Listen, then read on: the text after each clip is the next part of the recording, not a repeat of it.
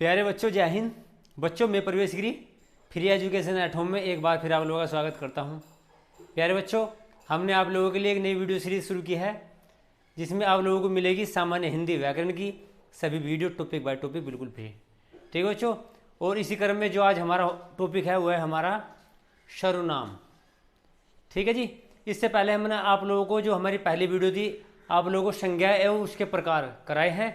जिस बच्चे ने अगर नहीं देखी तो आप डिस्क्रिप्शन में जाकर लिंक पर वहाँ से वीडियो देख सकते हो। ठीक है जी। और आज अपने हम नए टॉपिक पर चलते हैं जो है हमारा सर्वनाम। सर्वनाम संज्ञा के स्थान पर प्रयुक्त होने वाले शब्दों को सर्वनाम कहते हैं। देखो, जो हमारा सर्वनाम है, हमने जो संज्ञा पढ़ी, संज्ञा में क्या आता है, जितनी भी दुनिया में हमें चीज़ नज़र आ रही है, जो भी चीज़ हमें नज़र आ रही है दुनिया में, वो क्या है, हमारी सर्वनाम है। ठीक है जी। अब उस सर्वनाम में हम नाम का इस्तेमाल करते हैं। संज्ञा में क्या कर रहे थे हम, जितनी भी चीज़ हमें नज़र आ रही थी दुनिया में उनका अलग अलग नाम रखा हुआ, सबका नाम है, सबको हम नाम से पुकारते हैं। ठीक है जी। अब उसमें क्या हुआ, सर्वनाम के अंतर्गत जो हमारे नाम थे संख्या के, उसको नाम को हटा दिया और उसके लिए हम सर्वनाम का इस्तेमाल करते हैं। यानी कि संज्ञा के स्थान पर जिन शब्दों का हम नाम लेने के लिए इस्तेमाल होता था, अब नाम नहीं लेंगे। नाम लेने की जगह जिन शब्दों का इस्तेमाल करते हैं हम, वे हमारे सर्वनाम होते हैं। अर्थात संज्ञा के स्थान पर जिन शब्दों को हम इस्तेमाल कर सकते हैं वे हमारे सभी क्या होते हैं, सर्वनाम होते हैं। ठीक है जी। संज्ञा के स्थान पर प्रयुक्त होने वाले शब्दों को सर्वनाम कहते हैं। जैसे मैं, वह, तुम, वे, मैंने, उसने, तूने, तुझे, हम आदि, ये हमारे सर्वनाम है। और बहुत सर्वनाम आप लोगों को मिलेंगे, और भी बहुत सर्वनाम है इसके अलावा भी। अब हमने क्या किया, सर्वनाम जो हमारे थे उसको हमने 6 भागों में बांट दिया। यानी कि जिस प्रकार संज्ञा के 5 भेद थे, ऐसे ही सर्वनाम के हमारे कितने भेद हुए, 6 भेद हैं। ठीक है जी। सर्वनाम के कितने भेद हैं हमारे, 6। अब हम क्या करेंगे, अब अलग अलग जितना भेद है उन सब के बारे में बात करते हैं अलग अलग। सबसे पहले है जी हमारा पुरुषवाचक सर्वनाम। पुरुषवाचक सर्वनाम है जी हमारा, इसमें क्या है, हमारा उत्तम पुरुष, मध्यम पुरुष और अन्य पुरुष। हमारे 3 ही पुरुष होते हैं।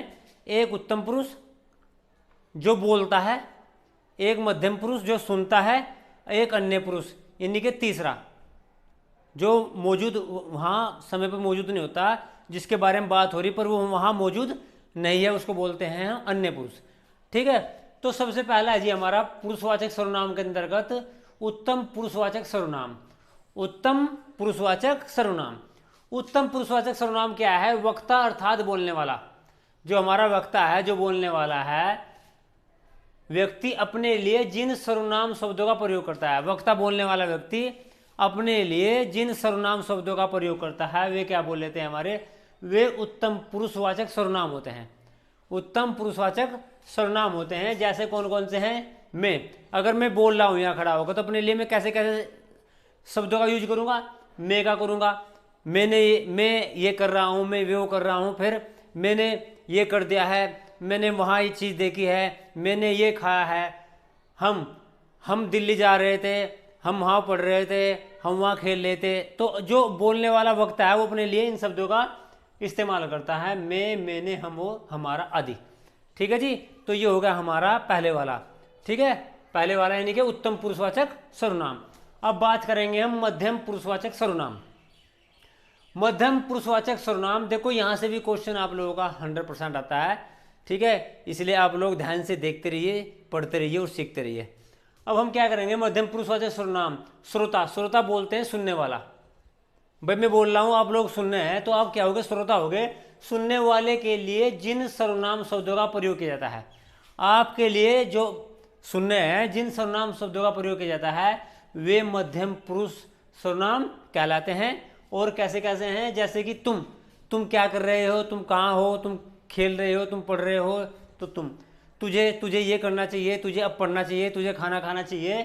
तुम्हारा क्या नाम है, तुम्हारा गांव का क्या नाम है, आप अब क्या कर रहे हो, तेरा काम खत्म हो गया क्या। इस प्रकार के सर्वनाम शब्द बोले जाते हैं, किसके लिए, श्रोता के लिए। ठीक है जी। अब बात करते हैं जी हम अन्य पुरुषवाचक सर्वनाम। अन्य का मतलब भाई दो आदमी, एक वक्ता है, एक श्रोता है, पर तीसरा वाला जो मौजूद नहीं है उसके बारे में अगर बात हो रही तो वो होगा हमारा अन्य में, अन्य पुरुषवाचक सर्वनाम। बोलने वाला किसी तीसरे व्यक्ति के लिए जिन सर्वनाम शब्दों का प्रयोग करता है, ठीक है, वे अन्य पुरुषवाचक सर्वनाम कहलाते हैं। और एग्जाम्पल है इसके वह अब दिल्ली जा चुका होगा, वो यहाँ मौजूद नहीं है, उसके बारे में बात हो रही। उसे अब तक घर आ जाना चाहिए था। उसने पता नहीं उसने खाना खाया या नहीं। वे अच्छे आदमी हैं। उन्होंने रोज अपना काम समय पर किया है। तो समझिएगा, बिल्कुल उदाहरण, सटीक उदाहरण है अन्य के लिए, ठीक है जी। अब बात करते हैं हमारा नंबर 2 है हमारा निश्चयवाचक सर्वनाम।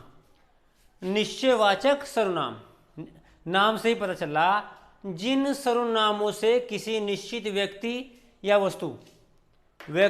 वस्तु का बोध होता है, निश्चित, उन्हें निश्चयवाचक सर्वनाम कहते हैं। यह जैसे कि यह मेरा भाई है, वह उसका कुत्ता है, इसे उसने पीटा, उसे अब आ जाना चाहिए। इस प्रकार के वाक्य, इस प्रकार के जो हमारे शब्द हैं ये क्या होंगे, निश्चित। ये क्या है, निश्चित व्यक्ति और वस्तु के लिए इस्तेमाल हो रहे हैं, ठीक है जी। तो यह, वह, इसे, उसे आदि, ये क्या हो हमारे निश्चयवाचक सर्वनाम होंगे, ठीक है जी। अब इसके बाद बात करेंगे अनिश्चयवाचक सर्वनाम। अनिश्चयवाचक सर्वनाम बिल्कुल उल्टा, जिन सर्वनाम शब्दों से किसी निश्चित व्यक्ति या वस्तु का बोध नहीं होता, हमें पता नहीं चलता, निश्चित व्यक्ति और वस्तु का हमें वहाँ पता नहीं चलता, तो ऐसे शब्दों क्या बोल लेंगे हम, उन्हें अनिश्चयवाचक सर्वनाम कहते हैं। जैसे देखियो कोई दरवाज़ा खटखटा रहा है, वहाँ कुछ नज़र आ रहा है, बाहर से किसी की आवाज़ आ रही है, तो ये क्या हमें पता नहीं, निश्चित नहीं पता हमें।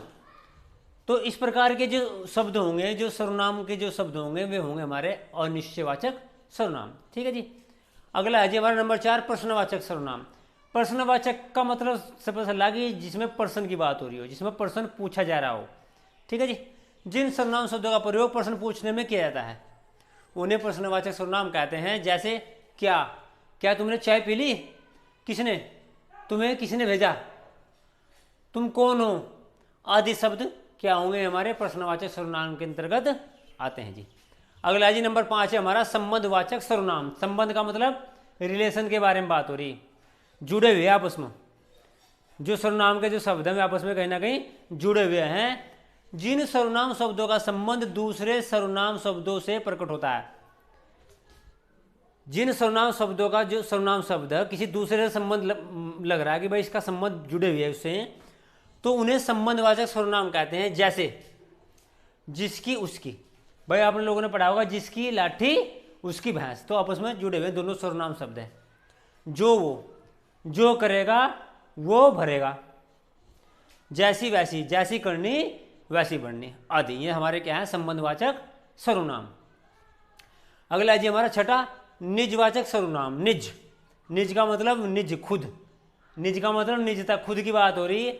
जिन सर्वनाम शब्दों का प्रयोग कर्ता के साथ अपनेपन का ज्ञान कराने के लिए किया जाए उन्हें निजवाचक सर्वनाम कहते हैं। देखो क्या कर्ता जो अपने कर्ता के साथ अपनेपन का पता चलता हो, कर्ता है जो, और शब्द सर्वनाम के जो शब्द इस्तेमाल हो रहे हैं उन शब्दों से हमें पता चल रहा है कर्ता के साथ अपनेपन का, तो वहाँ निजवाचक सर्वनाम होगा। जैसे अब देखो, खुद, आज मैं खुद अपना खाना बनाऊंगा, अपने बारे में बात हो रही, कर्ता की बात हो रही है और खुद की बात हो रही। स्वम, मैंने कल अपनी गाड़ी स्वम चलाई, तो मैं करता हूं और स्वम मेरे से जुड़ेगा, अपने आप, मैं अपना काम अपने आप करता हूं, तो कर्ता की बात होगी सारी की सारी और कर्ता से सारे संबंधित है, ठीक है जी। और इसके बाद ये अभ्यास कार्य हैं। ये अभ्यास कार्य क्या करना आप लोगों को, जो इसमें ये शब्द दिए हुए हैं सर्वनाम के जो शब्द हैं, ये आपको उसकी कैटेगरी के अनुसार आपको छांटने हैं कि कौन सा इसमें पुरुषवाचक सर्वनाम है, कौन सा निश्चयवाचक है, कौन सा अनिश्चयवाचक है, कौन सा प्रश्नवाचक है, कौन सा संबंधवाचक है, कौन सा निजवाचक है। ये आपको अलग अलग छांटने हैं।